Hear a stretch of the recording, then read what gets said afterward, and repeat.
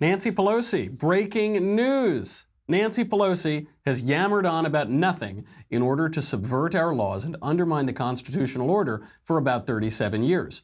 Most recently speaking for 8 hours and 7 minutes, setting a record for bloviating in the House of Representatives. We will analyze her accomplishment. Then Liz Wheeler and Erielle Davidson join the panel of deplorables to discuss Donald Trump's making the National Prayer Breakfast great again, the FBI informant who says Russia paid millions to bribe then Secretary of State Hillary Clinton on the Uranium One deal, and the mainstream media's breathless reporting on some fringe racist running as a Republican for Congress in the D+6 district he's guaranteed to lose, and in which no serious candidate would ever waste his time and money running. Do you see Republicans are evil? Do you see? Finally, the mailbag. I'm Michael Knowles, and this is The Michael Knowles Show.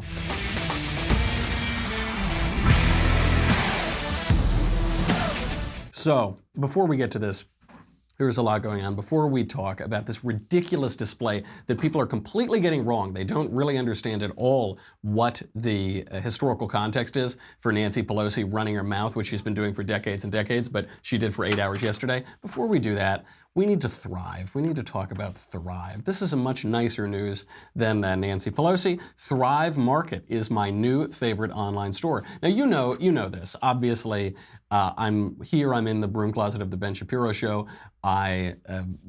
Occasionally they'll give me some water to drink, but it's not like I get a paycheck or anything. The one nice aspect is I sometimes will get products so that I can eat them and occasionally have sustenance when I come home from the office. Thrive Market is my new favorite online store. They sell all the top organic and healthy products at 25% to 50% off, shipped straight to your door. Next to each product, it shows retail price versus Thrive Market price, so you can see exactly how much you're saving. These are the best quality products. Thrive has all of the top premium healthy and organic products. I usually get them from the grocery store, but it's not like I'm going to drive to the grocery store. This is 2018, fellas. I ain't doing that. Unlike your typical organic and non-GMO products that are marked up to premium prices, Thrive Market sells the same organic and non-GMO premium products at wholesale prices. You know, for most of my life, I've subsisted on a diet of fatty Italian meats and whiskey. That's been most of my life, and you're starting to see the effects of it. It's not looking good. I'm trying to eat a little bit healthier, and probably everybody should too. So are you looking for specific quality when it comes to your food and household item? Whether it's non-toxic, BPA-free, non-GMO, no artificial ingredients, safer for kids, you can easily find these values on the Thrive Market site for each product. How do they do that? Thrive Market cuts out the middlemen. They work directly with the brands, and they can pass all the savings on to their members. Even better, for everyone who signs up, Thrive Market donates a membership to a low-income family, a veteran, or a teacher. So together, we're all making healthy living affordable for everyone. When you sign up, because, you know, you can afford it, you're listening to this show, you probably have several smoking jackets and, you know, sip brandy out of snifters and everything at night. Not everybody can do that all the time. So it also goes a long way to making sure that healthy eating is available to everyone, and it's a company that I'm honored to support. Easier than the grocery store, Thrive makes it easy to shop online. Their site is tagged by over 90 different values. So in one click, you can sort the entire catalog by all of those categories: non-GMO, organic, vegan, gluten-free, paleo, sustainably farmed, on and on and on. Now, it's all curated. This is what's nice too. If I look at these websites, I can't decide what the best extra super duper virgin olive oil is. How am I going to know? So it's all curated there. You may find only 2 to 3 olive oils on Thrive Market, but you can trust their options will be sourced from the best of the best ingredients at the most affordable prices. They do all the homework for you, which is very good for me because I try to sleep about 17, 18 hours a day. The time I have available for productive work, pretty low. So it's nice that Thrive will do that all for you. Today, just for my listeners, get $60 of free organic groceries. $60 of free stuff. Do it. Plus free shipping. So they're not even going to say you have to pay $1 gazillion for shipping and the discount goes away. You get $60 of free organic groceries and free shipping and a 30-day trial membership. You'd be foolish not to do this. This is just free food with absolutely no risk and absolutely no cost. So do it and don't say I never did anything for you. Go to thrivemarket.com/Michael, M-I-C-H-A-E-L. Keep in mind that Thrive Market's prices are already 25 to 50% below retail because they cut out the middleman. Now they're offering you $60 of free stuff on top of that, plus free shipping. If you do not go, you are a fool. So do it. thrivemarket.com/Michael. Listeners get $20 off their first 3 orders of $50 or more plus free shipping, and the average order value is $60. So $49 should be easy, especially when you see all of these great prices. So thrivemarket.com/Michael. Okay, we got a lot to get to, so let's get right into it. Nancy Pelosi spent all day yesterday yammering away. Not exactly a man bites dog story, but she set a record for the longest speech in the chamber's history. What was she talking about? Well, it must have had something to do with the topics Americans really care about, right? The economy, government corruption after all those damning FBI texts from the Obama administration, the evidence that Russia paid off Hillary Clinton as Secretary of State. Maybe it was about healthcare reform, law and order, terrorism, right? Something like that? No, take it away, Nancy. As members of Congress, we have a moral responsibility to act now to protect dreamers who are the pride of our nation and are American in every way, but on paper. Our young people are our future, and these dreamers are part of that.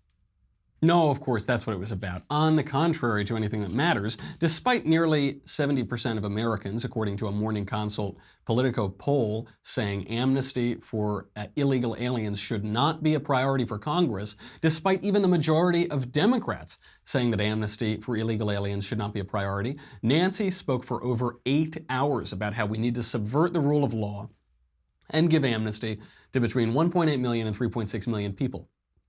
According to Pelosi, illegal aliens brought here under 18, some of whom are 40 years old now, they are the pride of our nation, she says. Half of them don't speak English, a quarter of them can't read, but they're American in every way except on paper and except all the other ways. She is right when she says that these illegal aliens who were brought here under 18 are our future, but we've got to be careful of the word our.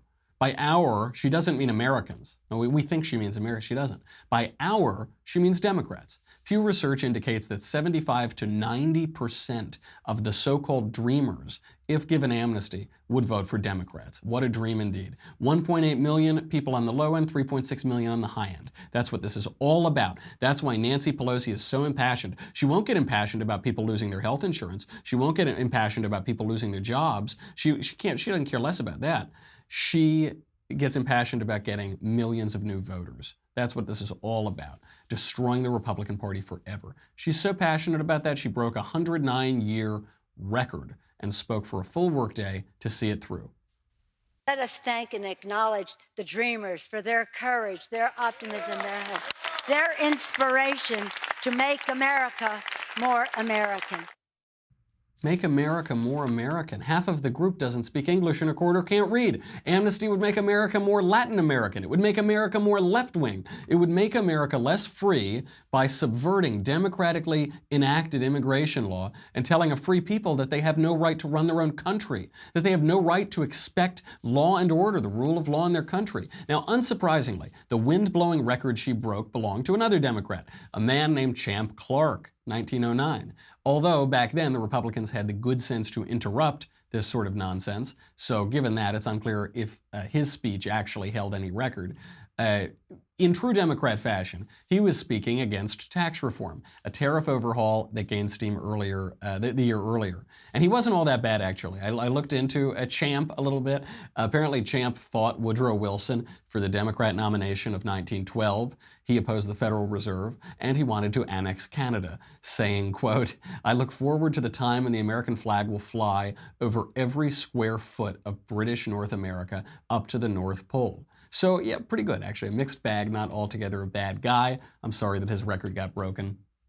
There's another aspect to this. Isn't it a little bit strange that we don't have great records for these House speeches? You know, we think Pelosi's is the longest since 1909. We're not really quite sure. We don't see these hours-long speeches very much in the House. That's because they don't serve any purpose. I know it seems like they serve purpose. We see things like this in the Senate, but they don't serve a purpose. They call attention to some issue maybe, but there's no practical purpose. The Senate has a filibuster. The House does not. Even if the House did have a filibuster, Pelosi did it wrong. The filibuster is a tactic wherein a politician indulges his favorite melody, the sound of his own voice, for long periods of time to delay or entirely prevent a decision to be made on a given proposal. So you'll remember Ted Cruz did this in 2013. Ted Cruz's 2013 filibuster was to delay the decision to fund Obamacare. The House actually did have a filibuster until 1842, at which point a permanent rule limiting the duration of debate was created. This is because the House got too large. So the original size of the House of Representatives was just 65 people. Today there are 435 representatives in the House. If the filibuster were allowed in the House, nothing would ever get done, even less than is now. But this is what we get out of a shallow and superficial culture. We don't get a real filibuster about a real issue that affects real Americans. Instead, we get a fake filibuster about a glib euphemism like dreamers that only pertains to non-Americans. We get the appearance of serious governance without any actual seriousness. She didn't even do the filibuster right. What she should want is not to delay a vote, she'd want to vote right now. She didn't even do it right. All of this we got to benefit Democrat politicians and foreign nationals. Is it any wonder that Make America Great Again resounded with voters? Absolutely not. We've got to bring on our panel to talk about the news. But we've got OAN's Liz Wheeler here. We've got Erielle Davidson. And before we get to that, though, I do have to acknowledge this. You might see this. This is on my desk. I got some nice, beautiful flowers here. I didn't know who they were from. I assumed they were from sweet little Elisa. That absolutely not a chance. And I got a card from Drew, and it was a little card. Drew sent me these flowers, obviously, to apologize for every single weekend for the last 2 to 3 years. He has ruined my weekend every time. He made me watch Barry, the Barack Obama movie. He made me watch South Side with You. I've had to go to women's marches. Being a cultural correspondent on his show has been really, really tough. It's that one moment of solace, the weekend, he's just destroyed every time. So I want to thank Drew for the lovely roses. It's very sweet of you. A girl always likes to get roses. And these came from 1-800-Flowers. So living dangerously can be a thrill, but waiting until the last minute to purchase a Valentine's gift, that is playing with fire. That's why Drew knows to get these earlier than I have. I have to get some now too for sweet little Elisa. So don't delay. Go to 1-800-Flowers.com. That's 1-800-Flowers. It always has your back in these tough situations. Right now you can get 18 enchanted roses. I am enchanted. Drew has enchanted me with these roses for only $29.99. That is a really good deal. I send flowers around a fair bit. I have family all over the country and I'll send flowers sometimes. That is a great deal.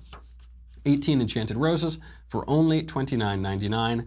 Go to 1-800-Flowers.com, and I guess you've got to use the code Klavan, K-L-A-V-A-N. He gave me the flowers, so you should use his promo code. Keep the lights on in there. 1-800-Flowers.com, promo code Klavan. Order it today. All right, thank you, Drew. That was very, very sweet of you. Excellent. Ladies, thank you very much for being here. This is really nice. After a bald man from the next room gave me my Valentine's flowers, it's nice to see your face. This is balancing things out a little bit. Thank you for being here. Today is the National Prayer Breakfast.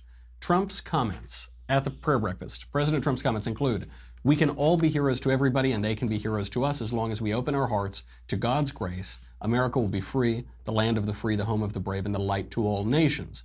America is a nation of believers, and together we are strengthened by the power of prayer. Our rights are not given to us by men, our rights are given to us from our Creator. No matter what, no earthly force can take those rights away." Compare those comments with Nancy Pelosi a few years ago. 13, 15, and 17, we know that this message, this command of love, is not confined to the New Testament.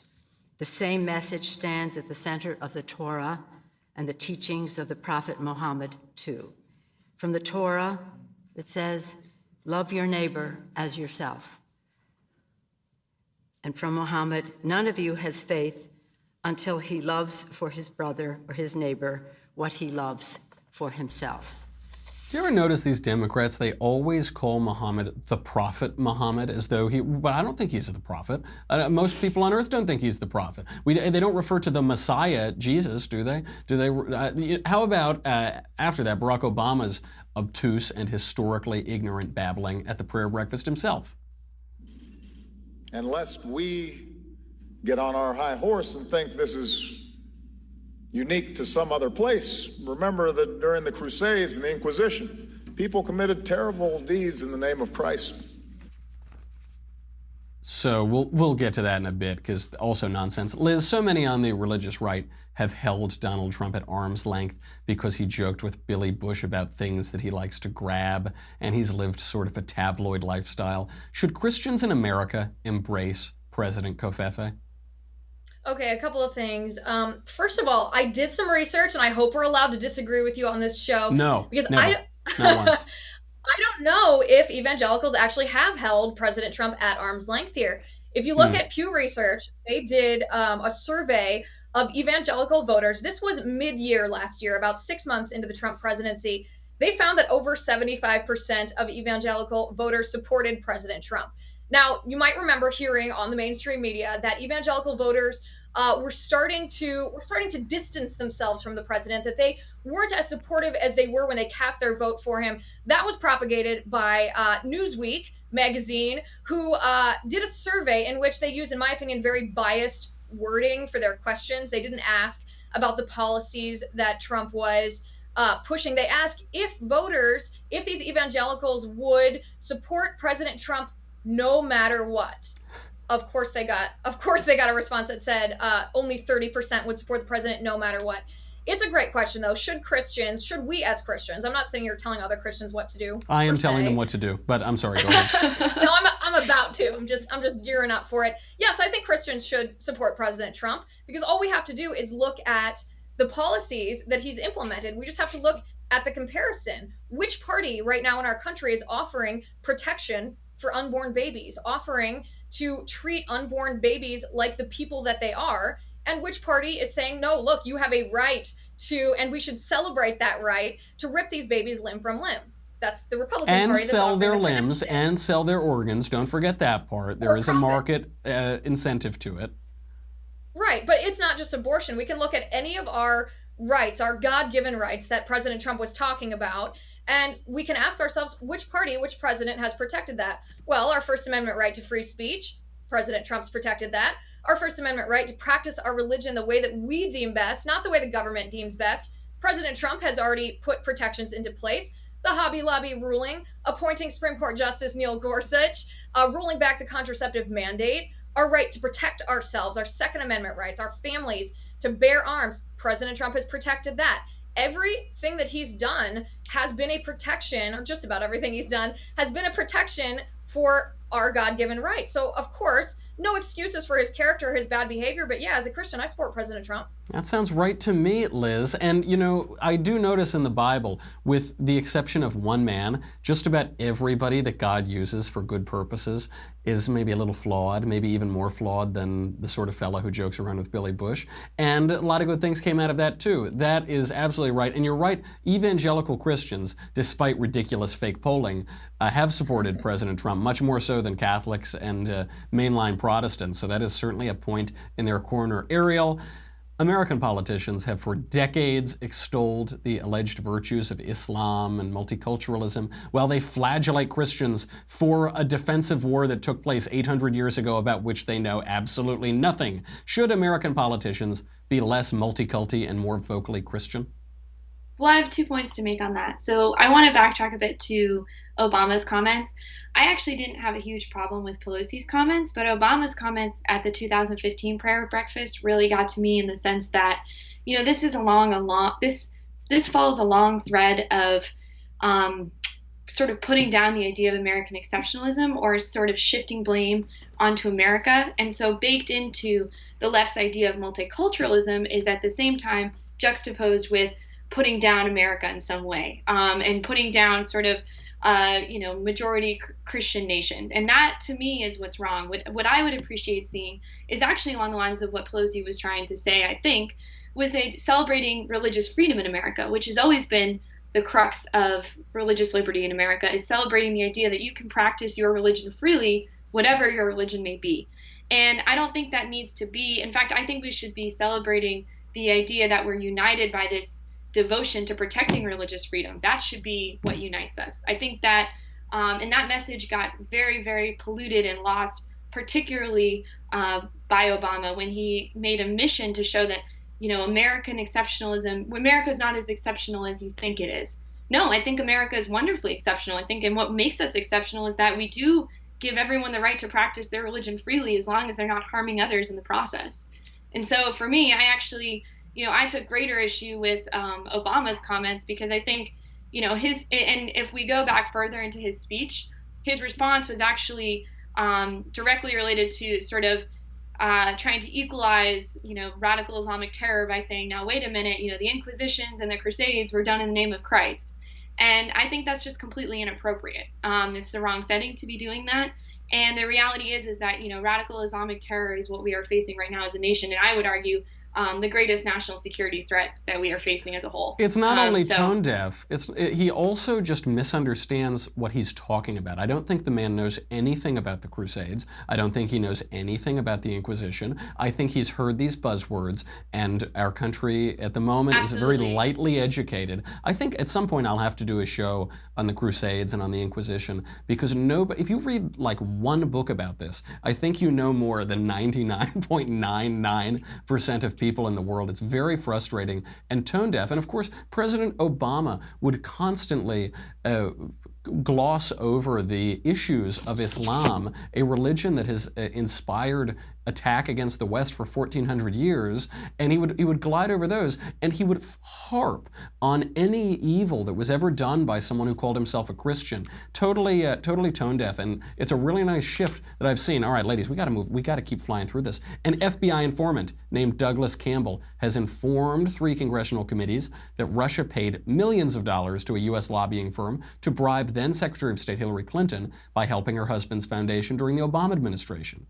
Liz, we have Barack Obama on a hot mic saying that he will give Russia leeway after his election, that he just had to lie to voters to pretend to take a strong stance on Russia. We have Hillary Clinton apparently being bribed by Russia while Secretary of State. And Democrats have spent a year and change accusing Donald Trump of being a Manchurian candidate for Vladimir Putin because some Russian ran a Facebook ad or something. Are Democrats accusing Republicans of colluding with Russia explicitly to cover up their own collusion with Russia? Well, of course they are. That's Saul Alinsky's. That's one of his principles. You accuse your opponent of doing what you are doing in order to create confusion. It's like little kids if they get into a fight. The one little kid's going to run to his mother and be like, "Mom, he hit me." Well, the other kid's going to be like, "Nuh-uh, he hit me."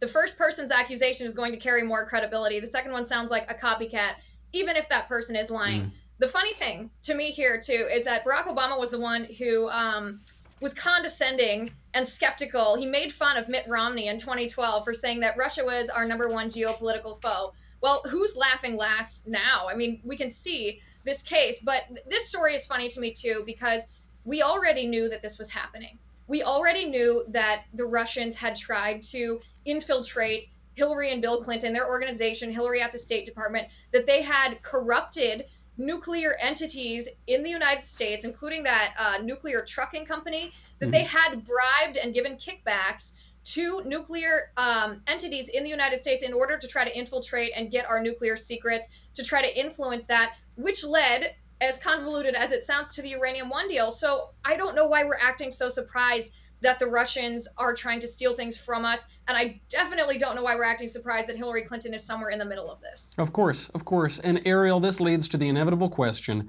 should anybody in that Clinton orbit go to jail? And I don't think it's as simple as it seems. On the one hand, of course they should. On the other hand, do we really want to set the precedent of seeing failed presidential candidates and their cronies go to the clink, even if they deserve it? I think it's sort of irrelevant if they're presidential candidates or not, because I think as soon as you start subverting the law in order to keep the peace, I think that sort of is counterintuitive, and I actually think it achieves the opposite result, because it shows that if you are powerful enough, if you are even a failed presidential candidate, no matter what your past transgressions are, you can sort of be sure that you can evade prosecution. I don't think that's a good precedent to set at all. I think irrespective of whether, you're an everyday citizen who, is not in the public sector, or if you are someone with tremendous clout in the public sector, I think we should all be treated equally in the eyes of the law. So in my mind, it really doesn't make a difference if you are somebody who has the political clout of the Clintons. And I think that, you should uphold your duty as an American citizen to obey the law. Arielle, you've made me feel so much better. I was second-guessing myself. I thought, do I need to advocate that we don't send Hillary to prison? And then you've opened my eyes and my heart again. Thank you very much. I appreciate that. Ladies, we have more news to talk about, but we're just running up against the time today. So unfortunately, I have to say goodbye to you. If it were up to me, I would never say goodbye to you. I would have you on for the whole show. I would never have flowers from Andrew Klavan, but that's the way it goes. Thank you both for being here. Liz Wheeler from OAN and Erielle Davidson. Ladies, I will see you next time. Happy Valentine's Day. Maybe I'll see you before then. Okay, we got to get to the mailbag. But before we get to the mailbag, sorry, folks, if you're on Facebook or YouTube, you got to go to dailywire.com. I know. Well, you're probably not on YouTube because they censor everything we do, but you might be on Facebook. If you go to dailywire.com, what do you get? You get me, you get the Andrew Klavan Show, you get the Ben Shapiro Show, you get the Conversation. We released a saucy promo for that today. You might want to have some eye bleach on hand, depending on how you're watching it.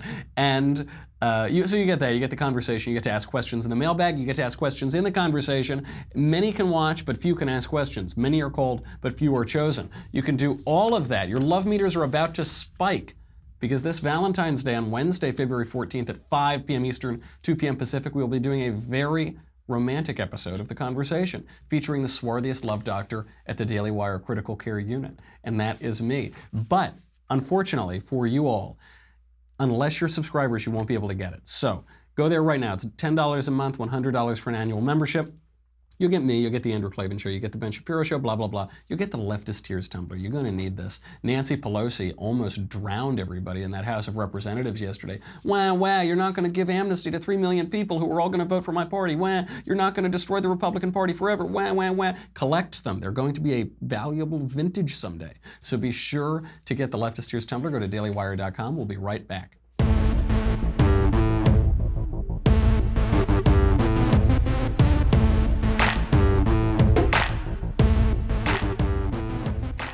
A lot of good ones today, so let's get right into it. The first question is from Eleanor. Hi, Michael. I've recently found out a years-long friendship won't survive the tax cut, or at least won't survive Trump. I could use some advice on dealing with the fallout, as right now my only option to save it is apparently to apologize for my political beliefs, and that's not going to happen. Thanks. Good. Don't apologize for your political beliefs. If they're right, they're right. Don't pretend that something isn't true to appease some apparent friend who doesn't seem to care that much about real friendship. Friendship is misunderstood these days. Aristotle writes about it in the Nicomachean Ethics, and he says there are 3 kinds of friendship. There's a friendship of utility, friendships of pleasure, and friendships of the good. So a friendship of utility is you can get something from somebody, like politics, right? You become friends. Oh, my good friend. Oh, yes, my great friend, Mitt Romney. Oh, yes, my great whatever, right? That's a friendship of utility. A friendship of pleasure is one where it's convenient. There's some nice, you enjoy one little thing together or whatever. You have some little thing in common. Maybe it's a college friend. You both like going to parties or something, but you don't have much there afterward. And then there's a friendship of the good, right? No greater love hath a man than to die for his friends. It's based on willing the good of the friend and he of you. It is based on having good will. So, a good image of this is the people who stand side by side one another and they're looking at the same thing. It's a mutual appreciation of virtues that the other party is holding dear. You might not have the same opinions about the thing, but you will have the same goodwill. The perfect form of friendship, Aristotle writes, is that between the good and those who resemble each other in virtue. For these friends wish each alike the others good in respect of their goodness, and they are good in themselves. But it is those who wish the good of their friends for their friends' sake, who are friends in the fullest sense, since they love each other for themselves and not accidentally. Hence the friendship of these lasts as long as they continue to be good, and virtue is a permanent quality. Such friendships are of course rare, because such men are few. It seems, if your friend is going to cut you out because you like tax reform or something, it doesn't sound like much of a friend to begin with. You don't need to cut somebody out, but you certainly should never compromise yourself or your integrity or your view of the truth and your own view of the good just to appease somebody who won't like you if you have a differing opinion. From John. Another Catholic question for you all. I've heard a few of these. I'm having trouble finding solace in Catholic teachings. My wife and I are in our late 30s and we're blessed with 3 wonderful kids. However, we're in the middle of our 2nd miscarriage in 2 years. We'd love to have another child, but it is so painful losing a child midway through. I don't know what's in the cards if we get pregnant again, and I'm too scared to want to try again. Is it even fair to the future child to try again? The church teaches away from both non-natural pregnancies and contraception, so what are we to do? Keep saying goodbye to children we will never know in this world, enter a period of chastity until we're too old to conceive, count our blessings with our 3 healthy kids, get snipped and go to reconciliation. Pay big money for IVF is not in the cards for us, so that is one option off the list. For future children, I'm open to adoption, but that still leaves unaddressed the future sexual relationship with my wife and the fear of losing another child. I'm sorry to hear of your trouble the past couple of years. The Catholic teaching on this, as you know, is that you cannot close yourself off utterly from the possibility of children within marriage.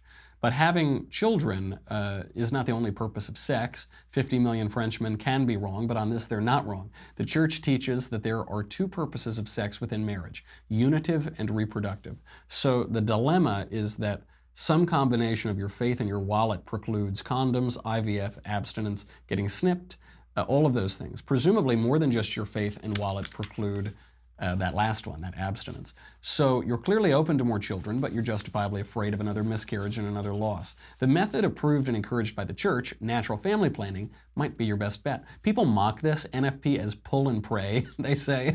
They say you're gonna definitely have kids if you do it. But actually, when followed, it's up to 99% effective at avoiding pregnancy. Now, that still leaves open the possibility of children, the logical possibility of children, as the Church and her bridegroom require. Be fruitful and multiply, that sort of thing. But nothing, there's nothing intervening artificially to prevent children. And yet, given the likelihood of pregnancy at your age and the effectiveness of NFP, that may be your solution, and you won't lose the unitive effects of that very, very enjoyable act. Best of luck, and I hope you don't have to go through that again. From Ian, Dear Michael, I finished The Newsroom a little while ago, and a couple things I took away from it were, 1, that the media has left its main job of informing the electorate in favor of this new clickbait form of news. The other is how this generation has moved away from the need for information. We take everything on authority.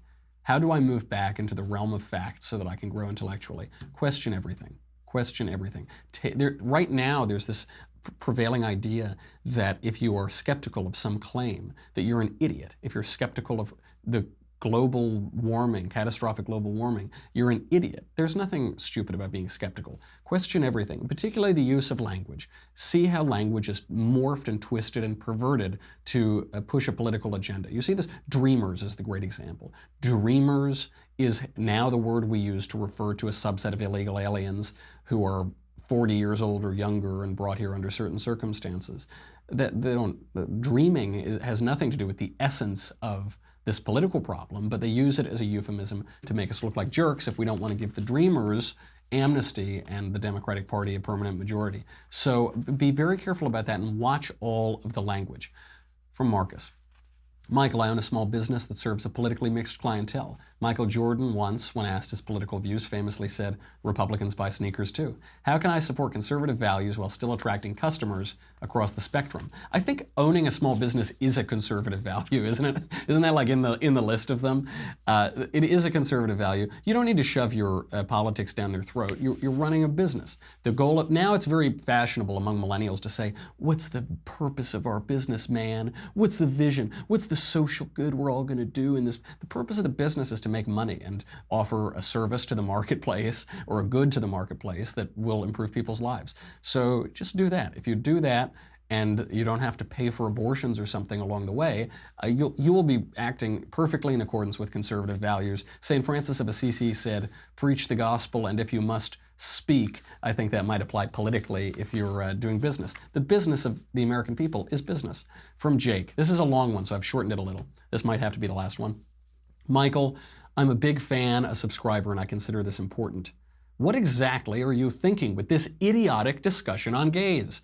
First of all, your discussion with Father Michael Schmitz wasn't about gay marriage. It was about how gay people should find strength in Jesus to stay chaste. Now, I don't know how much understanding of what the conservative movement has been through on this, but I was fighting for gay rights in the GOP when you were in middle school. From a purely political point of view, quite literally no decision by the GOP has been more damaging to conservatives than the decision to be hateful and discriminatory to gays. And make no mistake, that is what they were: hateful, discriminatory, unsympathetic. The massive tide in favor of gay rights did not take place because we all decided to feel instead of think. Genius. It took place because gay people finally felt safe to begin coming out and naming themselves by the millions. For decades, even centuries, most people didn't think they knew a gay person. Suddenly they were shown that they did, and it's a lot harder to be hateful to a group if you find out that your brother, best friend, or boss, or favorite employee is a member. So the tide turned. Listening to Father Schmitz, I felt like I was back in the 90s or early 2000s. All those ancient days in the 2000s, talking to someone about this subject. Idiotic statements like chastity can be fun and friendships are great, coming out of the mouth of a person who chooses to be chaste for God and somehow manages to think that calling falls on people like me. Well, Mr. Knowles, I suggest you do some more research. If you would like to understand more about a sane, all caps, position on this, I'm a conservative libertarian, Gen Xer, openly gay, and begging you not to go down this road. Every new argument about how it's not hateful to keep gays from being married and how you love the sinner but hate the sin is not new. It's all been tried before, and it nearly destroyed conservatism and will again if you insist on beating this dead horse. I'm a big fan and would be happy to debate this over email or phone. It's too important to be left alone. I agree that it is, he goes on and says more mean things about Father Schmitz, and he calls me Hun. I do agree that this is too important to be left alone. That's why I'm talking about it.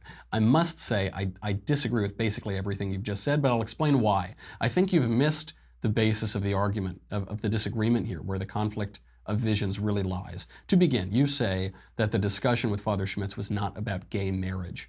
It was explicitly about gay marriage. In particular, one question: what is marriage? Not who can get married, not who should have the right to get married, not who has the right to get married. Those questions come later. The crux of the conversation is around one question: what is marriage? Then subsequent questions follow. Does sexual difference have anything to do with marriage, maybe? Is there a categorical difference between men and women? Or are those differences just trivial and meaningless, and gender doesn't mean anything, and men and women are all exactly the same? And if there are real differences between men and women, perhaps might those differences play some role in marriage? Does marriage have something to do with the logical possibility of procreation? What is marriage? That's the question. It's the question that many people angrily do not want to answer. They want to skip right ahead to the rights question. But you have to answer the definition question first, but that's the hard one, and I think that's why advocates of redefining marriage try to skip it. You say that for decades and centuries, most people didn't think they knew a gay person. This seems to me an example of a modern prejudice. Modern pride. There's this modern prejudice to think that our generation discovered everything, including homosexuality, but we didn't. Ancient, medieval, modern literature is replete with references to gay sex and relationships. The phrase il modo italiano, the Italian way, was used to mean sodomy itself in the 16th century, maybe still today. I mean, Italians are very, very imaginative and creative. Homosexuality has been around a long time, and all ages have known about it and written about it. But the crux of our conversation really is not about homosexuality at all, and I think that's where people are missing this point. It really isn't about the moral questions or the practical questions of homosexuality, which mostly I don't care about. It was the nature of marriage, which is a question I do care about because it's quite a political question. You use the phrase, keep gays from being married. The question of our conversation is, what is marriage? Is it logically possible to keep someone from being married? The question has nothing to do with the morality per se. Whether you think that gay sex is a grave moral sin, or you think that it is the best thing since sliced bread, neither has anything to do with that question. Does sexual difference, sexual complementarity, the logical possibility of procreation, do those concepts have anything to do with what is marriage? You're of course right that people should never be hateful or discriminatory or mean or whatever toward gay people. That also has nothing to do with the question. That's a distraction and a diversion to avoid answering a simple question that might have an inconvenient answer. What is marriage? Proponents of redefining marriage or of undefining marriage, they find it convenient to skip that. They jump right ahead. We have to define our terms. If so elemental a question as what is marriage can only be met with anger and accusations of bigotry, a question that was easily answered until about 5 minutes ago. As Justice Kennedy now says, the only reason to oppose radically redefining or undefining marriage is irrational hatred of gays, irrational animus. If that's your immediate response, one must wonder whether the arguments for redefining or undefining marriage are really on sound logical footing, or if this is a matter of emotion running away with us and highlighting our unwillingness to answer and deal with simple but difficult, simple in their clarity, but difficult in their effect on society and on culture, questions that we have to deal with first before we can talk about rights. From Garrett.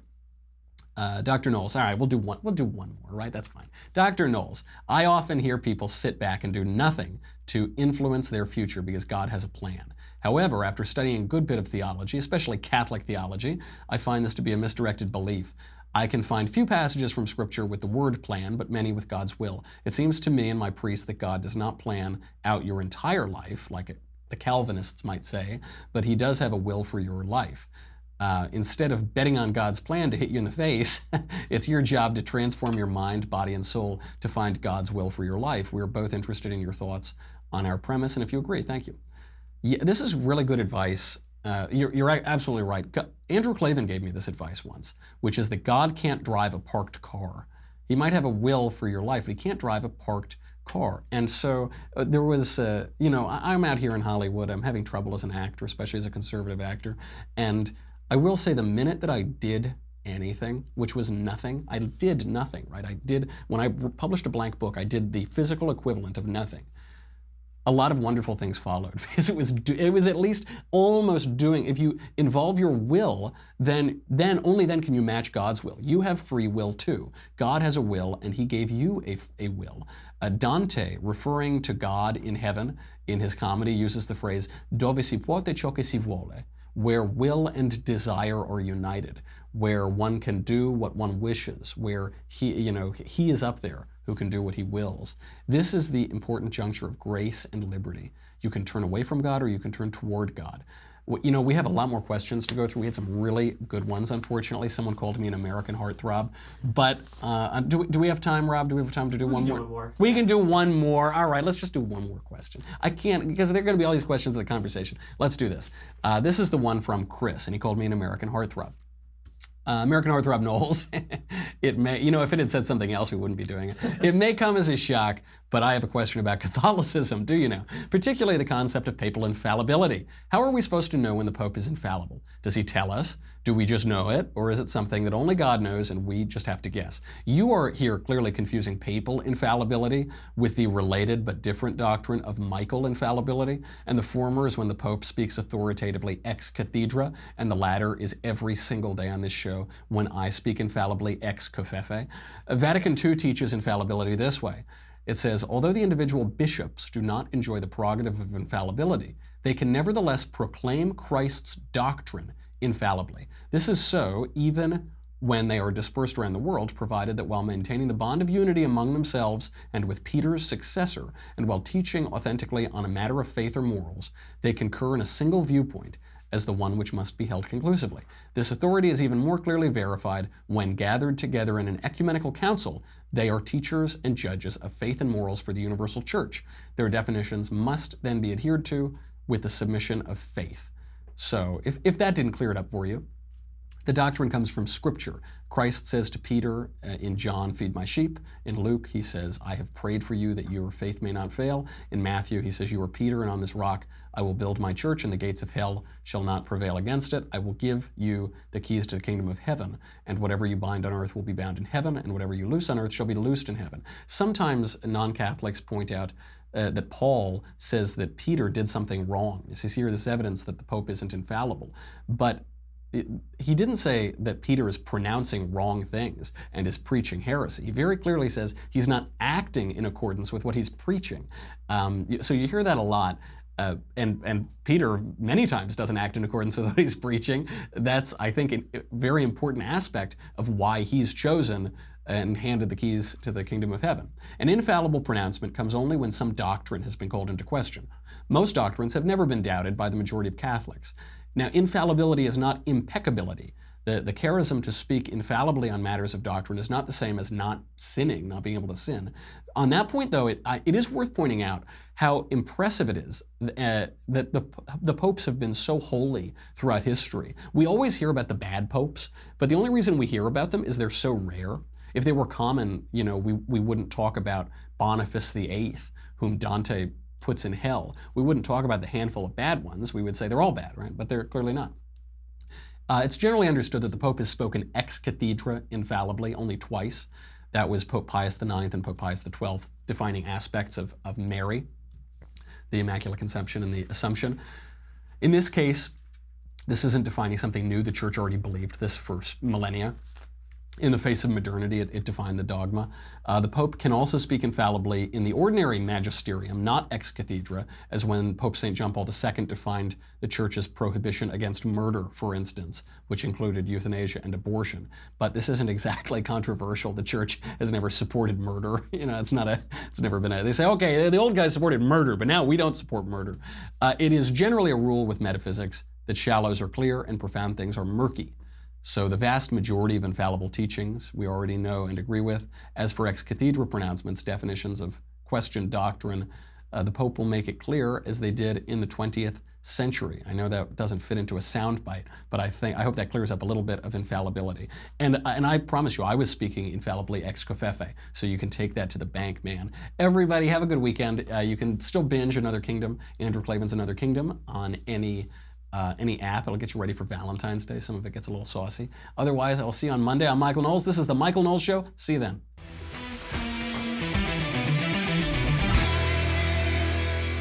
The Michael Knowles Show is produced by Marshall Benson, executive producer Jeremy Boring, senior producer Jonathan Hay, supervising producer Mathis Glover. Our technical producer is Austin Stevens, edited by Alex Zingaro. Audio is mixed by Mike Coromina. Hair and makeup is by Jesua Olvera. The Michael Knowles Show is a Daily Wire Forward Publishing production. Copyright Forward Publishing 2018.